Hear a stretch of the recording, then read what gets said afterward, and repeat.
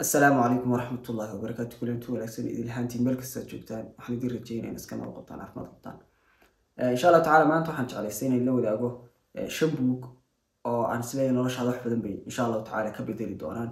Shanta buug waa shan buug oo jaanibada badan ee nolosheena ay leedahay khuseeya. buugga koowaad waxa loo yaqaanaa الرحمة في حياة رسول الله صلى الله عليه وسلم. waxa qoray Dr. Raqib As-Sarjani. si guud buuggu wuxuu ka warramayaa sida ciwaankiisa ka muuqata الرحمة waa naxariistii nabiga calayhi salaatu wasalaam ayuu ka warramayaa. si guud markaa nabigu wuxuu ka warramayaa buuggu siiradii nabiga calayhi salaatu wasalaam ayuu ka warramayaa. weliba baabka raxmadu ka warramayaa. ilaahay subxaanahu wa ta'aala quraanka ku leeyahay wama arsalnaaka ilaa raxmatan lilcaalamiin. markaa si guud buuggu wuxuu ka warramayaa siiradii nabiga calayhi salaatu wasalaam. waxaan filayaa buugga inuu doctorku inuu jaa'iso ku qaatay markii uu buugga soo saaray. buug waa buug runtii buugaagta aan ugu jecelahay doctorku qoray buugaagta ugu jecel uu ka mid yahay buugaagta uu doctorku qoray. wuxuu ka warramayaa naxariistii nabiga calayhi salaatu wasalaam gaar ahaan ummadiisa. wuxuu ka warramayaa naxariistii uu dumarka u naxariisan jiray, naxariistii carruurta u naxariisan jiray. wuxuu ka warramayaa xataa wuxuu ka warramayaa siduu nabiga calayhi salaatu wasalaam ugu naxariisan jiray gaalada ayuu ka warramayaa doctorku.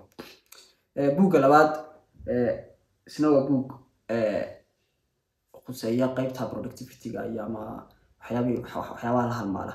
waxaa loo yaqaanaa The Power of Habits. The Power of Habits waxaan filayaa inaan barnaamijkeena nuxurka buugaagtan aynu kusoo qaadanay. wuxuu ka warramayaa isna si guud wuxuu ka warramayaa wuxuu ka warramayaa si guud jaanibka caadiga ama wuxuu ka warramayaa jaanibka productivity ka warramayaa. waxaa qoray Charles Duhigg baa qoray, ninka loo yaqaano baa qoray. wuxuu ka warramayaa si guud buuggana caadooyinku say ku samaysmaan. caadooyinkuna waa aasaaska waxa loo yaqaano productivity-ga ama qofku inuu wax soo saar badan yeesho. waayo haddaanu qofku waxaas caado ka dhigan oo aan waxaas naftiisu aanay qabatin oo noloshiisa aanay ka mid noqon meel ka gaari kari maayo ama wax soo saar ku yeelan kari maayo. marka productivity kastoo lagu sheego ama qof kastoo jaanib kastoo nolosha fikta sare ka gaaray waxa uu ka shaqeynaya uu fikta sare ku gaaray oo wuxuu caado ka yeeshay oo noloshiisa naftiisa ka mid noqotay. waana sababta waxa marka qofku uu ka shaqeynayo wax uu jecel yahay ama wax noloshiisa la falgalo caado u noqday marka uu ka shaqeynayo sababta aanu u dareemin daal weeyaan. waayo waxay ka mid noqotay caadooyinkiisa dabiiciga maalinlaha bay ka mid noqotay. marka buugaag fara badan baa laga qoray caadooyinka isagii Atomic Habits way soo irshabahan somehow, laakiin buuggana horreeyay anu buuggana labada ka jecelahay maadaama buug kana horreeyay waxyaabo badan oo scientific oo tusaale badan oo scientific ay ku jiraan. laakiin haddaad Atomic Habits akhrisatid haddaad Power of Habits akhrisatid waa isku mid baan oran karayaa. wallow dad badan iminka ay xiiseeyaan buuggan loo yaqaano Atomic Habits oo isagu ka yar modification iyo ka yar fudud yahay, laakiin kala akhrisada labada waa isku mid. buugga saddexaad aan jeclaystay inaan idila soo qaato waxa weeye buugga loo yaqaano Rich Dad Poor Dad. Rich Dad Poor Dad isna wuxuu kaa caawinayaa financial literacy-gaaga, yacni dhaqaalahaaga, kobcaaga dhaqaale. Rich Dad Poor Dad waxa qoray Roberto Kiyosaki. isna soo qabto isna waa kan waxa loo yaqaanaa Rich Dad Poor Dad. odaygaasoo qoray odayga waxaan maleynayaa asalkiisu Japan mise Chinese adigu waa meelaha indha yarta weeyaan ayaa qoray. wuxuu kaga warramayaa aragti anu ma support garanayo laakiin waa aragti in badanna jirtay iminkana jirta doodaha iminka taagan ah. wuxuu ka warramayaa in aan educationka formalka ah qofku inuu waxbarasho dugsi tago jaamacad tago aanay ku dhisaynin dhaqaale ahaan,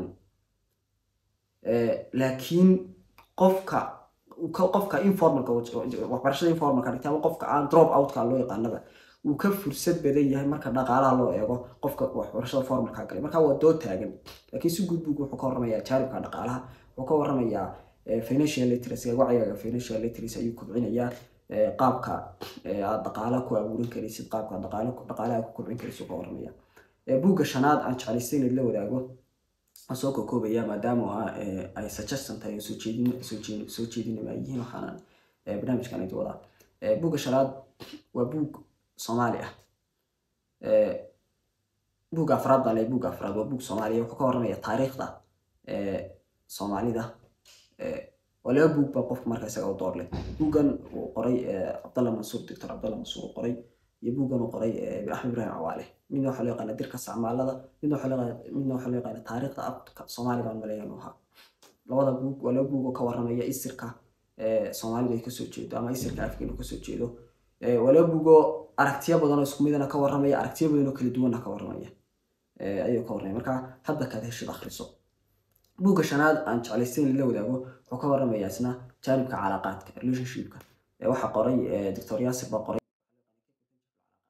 waxaan maleynayaa muuqaal 3 saac soconaya بودكاست أيو كهذا كيف تنجح العلاقات لكن بولي لا يقانو كيف تنجح العلاقات سناحة شعرين سبحان كلها لها إلى آخر الستان أنت سنشعرين كسوق جميع السلام عليكم ورحمة الله وبركاته.